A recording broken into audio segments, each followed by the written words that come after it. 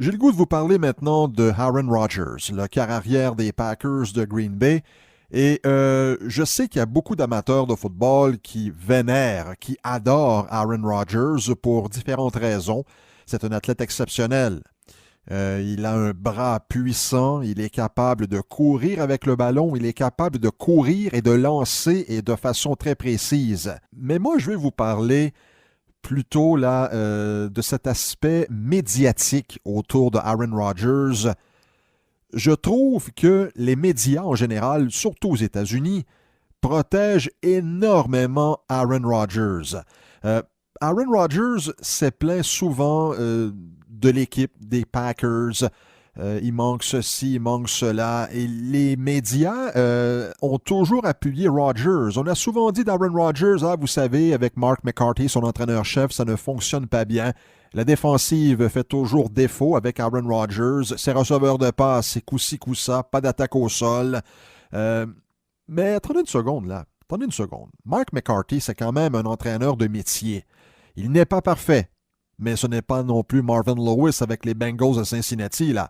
En défensive, et c'est là que c'est intéressant, on a tout le temps dit, ou presque, si Aaron Rodgers avait eu des défensives intéressantes, il aurait eu plus de succès en série et il aurait plus qu'un Super Bowl. Cette année, la défensive des Packers contre la passe, 9e dans la ligue.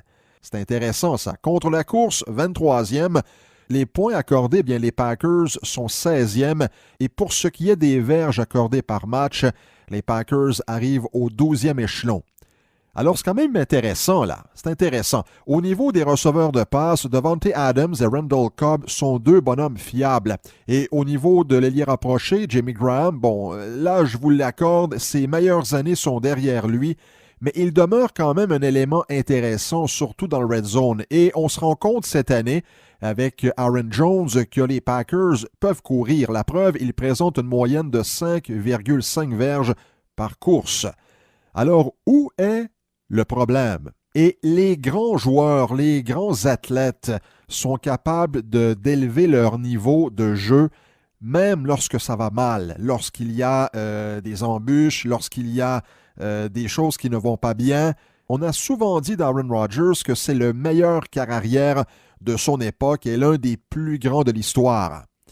Moi, je trouve que Aaron Rodgers a eu des ratés au cours des dernières années et lorsque ça a été le temps de produire, il n'a pas toujours produit. Il a remporté le Super Bowl, on a pu lui enlever cela.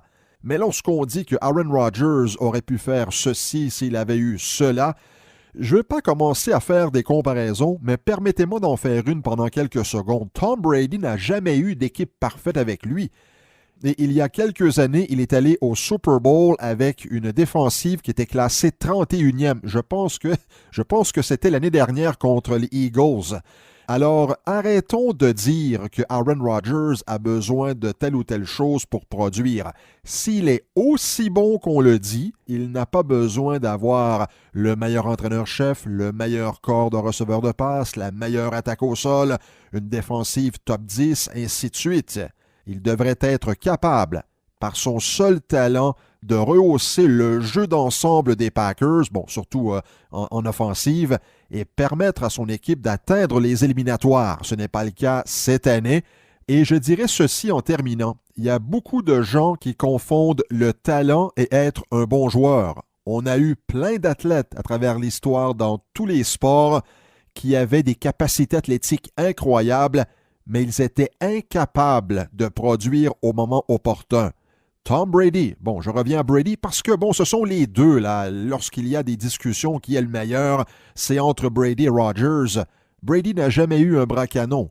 Brady ne court pas, n'est pas tellement mobile, a toujours eu toutes sortes de receveurs de passe, on a oublié leur nom avec les années. Jamais eu vraiment d'attaque au sol solide, a dû gérer avec une défensive poreuse à plusieurs années. Résultat, 8 voyages au Super Bowl, 5 titres du Super Bowl. Je pense que Aaron Rodgers est loin de cela, Mais, encore une fois, les médias américains protègent ce bonhomme-là comme c'est pas possible. Et aussi avec Rodgers, n'oublions pas également l'aspect de ce monde fait saillant. Oui, on vit à l'époque des faits saillants. Alors lorsque Aaron Rodgers fait une remontée spectaculaire ou une course où il lance une bombe de 70 verges et ça se termine dans la zone des buts, ça marque l'imaginaire parce que ça passe en boucle sur les chaînes d'information continue. Alors Aaron Rodgers, pour terminer là-dessus, un athlète incroyable, aux capacités athlétiques hors pair, mais de là à dire qu'il est le plus grand, je ne pense pas, mais chose certaine qu'il a, l'avantage qu'il a sur tous les autres joueurs de la Ligue, cette protection, entre guillemets, ce traitement de faveur médiatique à son égard.